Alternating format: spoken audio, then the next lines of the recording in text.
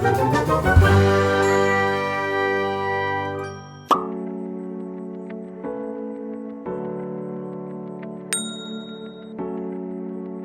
sebelum menginjak ke perbedaan, sebetulnya antara kedua penyakit itu ada persamaannya. Yang satu lokasinya, kedua-duanya terletak di saluran cerna bagian atas.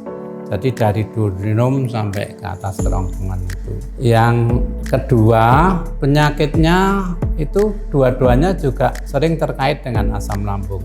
Yang ketiga sering ada hubungannya erat dengan pola makan yang tidak teratur, gaya hidup yang tidak sehat, faktor psikologik, hipersensitivitas seseorang. Dan kedua penyakit ini, terutama yang dispepsia fungsional dan GERD fungsional, itu sifatnya adalah penyakit kronik atau menaun, bisa berlangsung lama, tapi akan ada fase dari kambuh, dari sakit. Nah, ini tergantung pasien dan dokternya bisa mempercepat penyembuhan atau tidak. Kemudian penderita masuk dalam fase remisi atau fase tenang. Kadang-kadang orang kalau sudah lama sehat terus jadi lupa. Yang tadinya sudah mengurangi pedas, setelah lama misalkan 3 tahun, 5 tahun nggak kambuh, ketemu teman-temannya makan pedas, hari pertama nggak apa-apa, hari kedua, hari ketiga mulai kambuh lagi. Akan tapi pada penderita yang memang penyakit dasarnya bisa diobati, misalkan ulcus pepticum itu diobatin dengan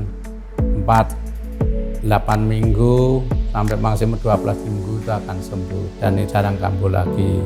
Kemudian mengenai perbedaannya, nomor satu lokasinya. Kalau pasien dispepsia, lokasinya rongga lambung, tepatnya lambung sama duodenum. Sedangkan kalau GERD, lokasinya adalah di esofagus. Tapi keluaran itu yang terbalik, karena arah balik itu refleks jadi balik ke atas. Yang kedua, perbedaan gejala sindrom dispepsia. Gejala khasnya itu adalah bisa rasa tidak nyaman, rasa nyeri, pedih, atau rasa panas. Keluhan lain bisa juga karena mual, kembung, sebah, besesek, lekas kenyang, atau penderita merasa ulu hati itu penuh terus. Kalau GERD itu mengingat penyakit ini terjadi karena reflux. Ada dua keluhan yang spesifik yang khas, yaitu heartburn dan kedua regurgitasi. Heartburn kita itu menerjemahkannya adalah rasa terbakar atau rasa panas atau rasa yang tidak enak di kerongkongan atau di ovagus, dan sifatnya itu adalah biasanya dari puncak ulu hati naik ke atas, bisa sampai ke tenggorok. Yang kedua adalah regurgitasi.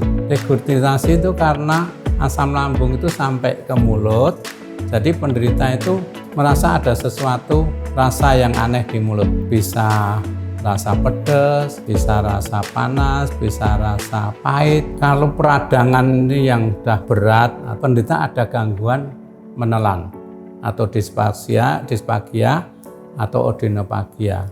Jadi gangguan menelan atau buat menelan sakit, atau makanan tidak mau, rasanya tidak mau turun, seret, atau sakit waktu makanan sampai kerongkongan. Sedang pada beberapa penderita ada keluhan lain yang sifatnya itu terjadi di luar esofagus, di luar kerongkongan. Itu yang disebut extra esophageal manifestation ya. Penderita merasa tenggorokannya tercekik atau sering meradang, atau bisa batuk atau bisa kering. Selain batuk-batuk, pada penderita yang ada asma atau kecenderungan asma bisa sesak napas. Tapi bisa juga sensasi itu membuat penderita sesak napas. Itu bukan sesek karena paru jantung, tapi itu nyesek gitu ya kalau orang Jawanya. Terus kemudian heartburn itu kadang-kadang diasumsi masyarakat tuh sakit jantung.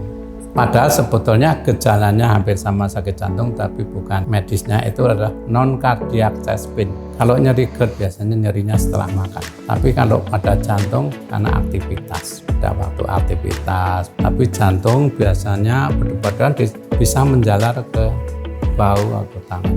Tapi kalau GERD itu hanya di situ. Tapi untuk pastinya memang sebaiknya konsultasi ke dokter. Dokter akan menanyakan anamnesa dengan teliti. Kalau perlu pemeriksaan untuk memastikan kalau jantungnya aman. Karena partikel-partikel asam lambung ya berada di rongga mulut, itu sering mengganggu persediaan, dan itu bisa juga masuk ke saluran hidung, jadi gangguan hidung atau sinus, dan bahkan lewat tuba SLC masuk ke telinga, jadi telinga juga terasa tidak nyaman atau seperti orang sakit otitis media.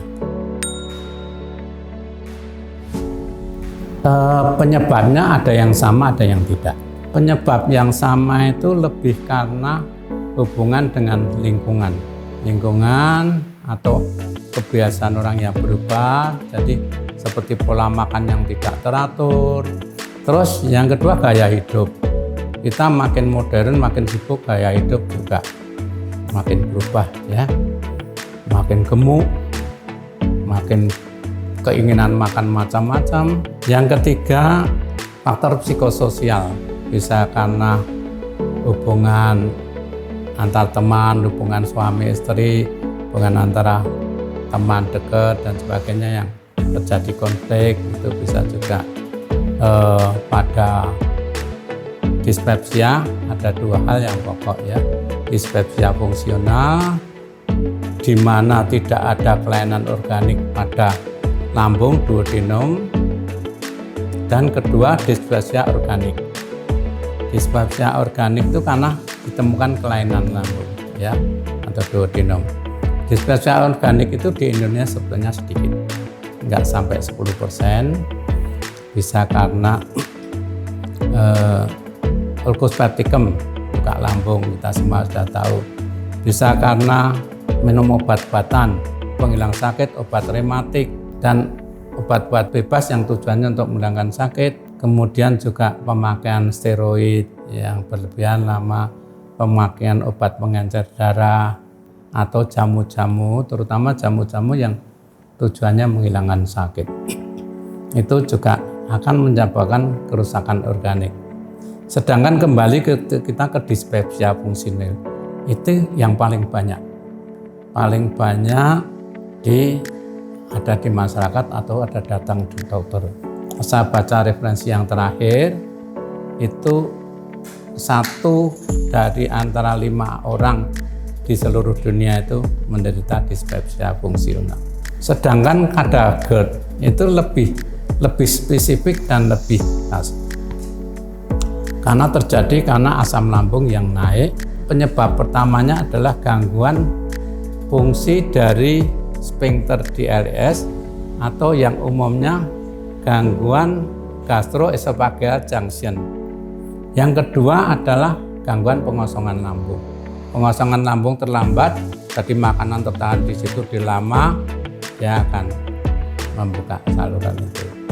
Yang ketiga adalah gangguan motilitas dari esofagus, mempunyai efek proteksi terhadap GERD. Jadi kami anjurkan keluar air liurnya harus ditelan, jangan diludahin. Itu akan menetralisir asam lambung. Pada penderita dengan obesitas, terutama obesitas sentral di mana perutnya besar, dan pada kehamilan juga sering terjadi timbulnya GERD. Ini karena tekanan abdomen yang tinggi berlebihan sehingga merangsang asam lambung untuk naik ke atas ya. Pertama adalah kita tetap makan minum dengan gizi yang cukup dan porsi yang cukup, jangan berlebihan. Kemudian juga dipilih makanan-makanan yang mudah dicerna, dan kita harus mengunyah lebih lama, tidak boleh terburu-buru supaya makanan itu juga halus dan memberi kesempatan untuk lambung, usus, 12 jari, dan juga esofagus itu mulai bekerja.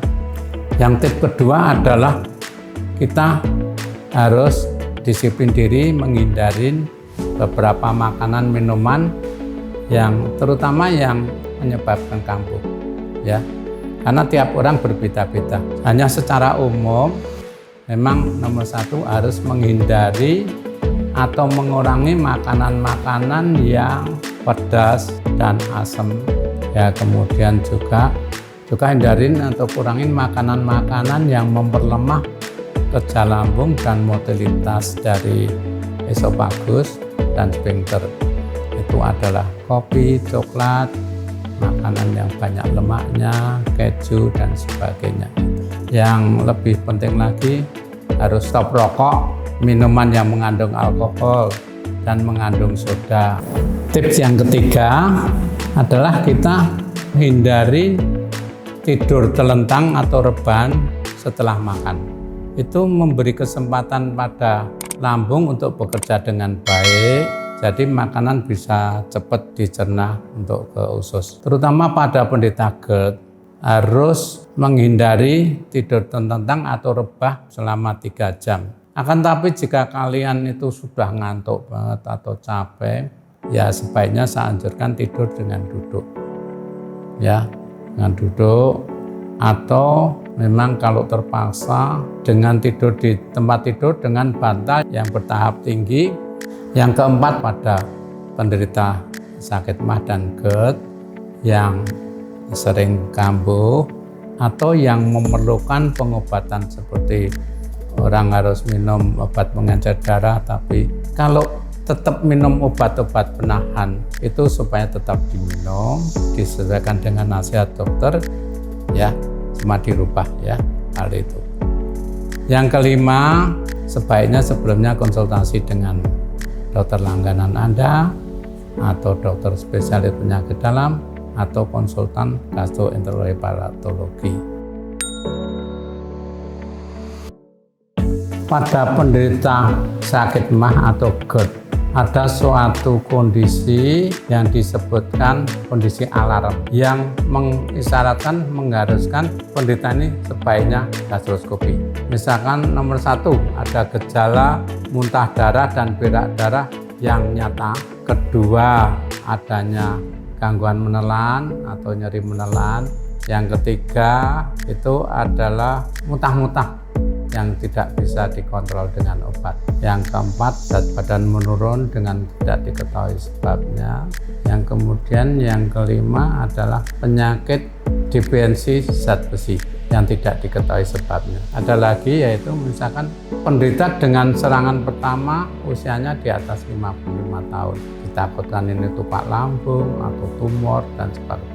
Kemudian ada indikasi tambahan adalah penderita yang setelah minum obat dengan tertib, dengan dosis yang cukup, sesuai dengan aturan nasihat dokter, itu jika tidak sembuh-sembuh atau serangan-serangan berulang, memang itu sebaiknya dilakukan gastroskopi. Dan yang terakhir, itu adalah ada keinginan dari pasien atau dari keluarga, sebaiknya melakukan endoskopi.